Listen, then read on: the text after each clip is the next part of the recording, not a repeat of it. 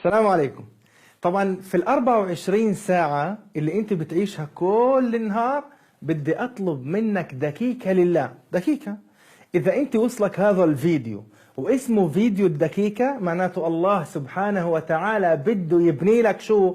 قصر في الجنة. في الحديث اللي صححه الألباني يقول رسول الله صلى الله عليه وسلم، صليت عليه: من قرأ قل هو الله أحد 10 مرات بنى الله له بيتا أو قصرا في الجنة، أو كما قال عليه الصلاة والسلام. دقيقة، احنا بعدنا من كل دقيقة. اقرأ معاي أنا وياك قبل لا تطفي الفيديو.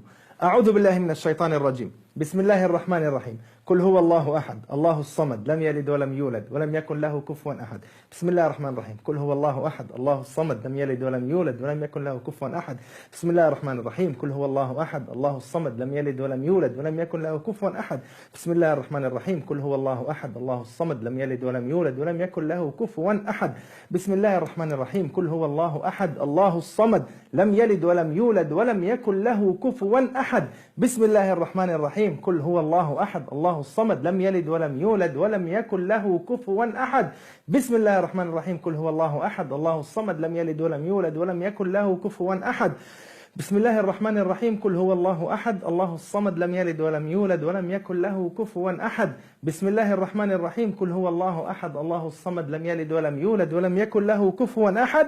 بسم الله الرحمن الرحيم. قل هو الله أحد الله الصمد لم يلد ولم يولد ولم يكن له كفوا أحد.